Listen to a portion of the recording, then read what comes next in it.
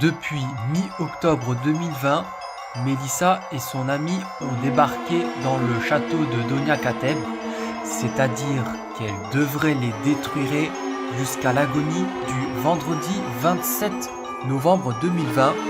Ma fille a donc confiance et le courage de la détruire. C'était depuis le 6 octobre de se battre et conquérir le combat et elle est très forte avec son partenaire. C'est 9 phases du combat avant qu'elle se fasse agoniser pour la faire affaiblir. Alors, concernant cette confrontation de notre ennemi juré, les héros doivent se montrer le chemin vers le château et aussi utiliser ses pouvoirs pour l'agoniser. Ces 9 phases est très coriace et aussi pour lutter fin au chaos depuis l'affaire de juillet 2019. Avec tous les sbires de Donia qui ont été vaincus, aussi retourner à l'influence à la normale, aussi détruire son ennemi juré face à la miséricorde. Quand le sacrifice a mis la lueur de la guerre, le moment de refroidir le champ de terrain de combat. Conquérir se rime pas forcément avec abattre.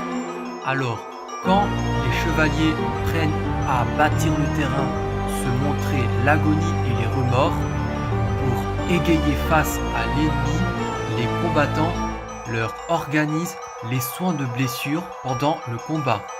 De quoi utiliser et la maîtriser avant qu'elle affaiblit. C'est-à-dire que, la miséricorde du sacrifice. Une fois par décennie, 27 novembre, début décembre de l'année du rituel, Donia et ses sbires, y compris les familles de branches et les invités d'honneur, se rendaient au manoir et se rassemblaient pour les différents rituels, en amenant leurs enfants. Pendant cette période, le 26 novembre, la fille ayant le plus haut degré de pouvoir sacré était choisie lors du rituel de la miséricorde. Cet enfant deviendrait la prochaine demoiselle du sanctuaire de Corde destinée au prochain cycle de rituel, qui aurait lieu dans 10 ans.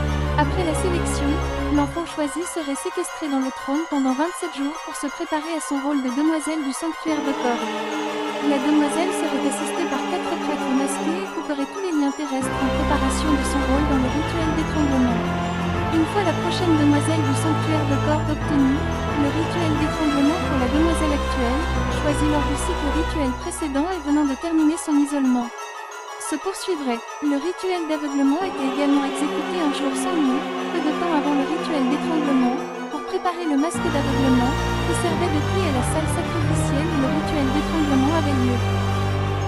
Le 28 novembre 2020, comme Donia a disparu depuis le jour de son décès, c'est-à-dire que le chaos est donc loin d'être terminé, mais malheureusement que le début du deuil commence jusqu'au jour de l'enterrement à partir du 11 décembre 2020 aux États-Unis et dire que les écoles scolaires américaines sont fermées. Le 13 décembre 2020, c'est peu donc dire que c'est la fin de Donia Kateb et un traité de paix a été restauré dans l'humanité. En septembre 2023 à décembre 2023, Liam Zampieri, l'ancien mafia, est condamné à la peine de mort depuis le 3 septembre 2023 et il s'est fait exécuter le 23 décembre 2023, le jour de son décès, par injection létale pour agression depuis mi-2021.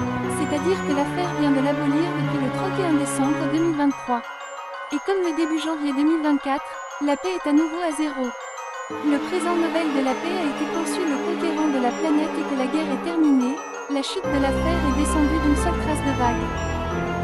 Depuis le jour du nettoyage du sinistre après le chaos de 2019 à 2023, le moment que les ouvriers mobilisent donc le nettoyage du terrain sinistré, que l'ennemi Donia Kateb a donc fait des dégradations et actes de vandalisme. C'est donc triste de parler à ce genre de sinistre dans cet état comme ça. C'est toujours dire que le cycle de cette personne a donc disparu. Je pense qu'on doit mis fin à cette rupture du chaos.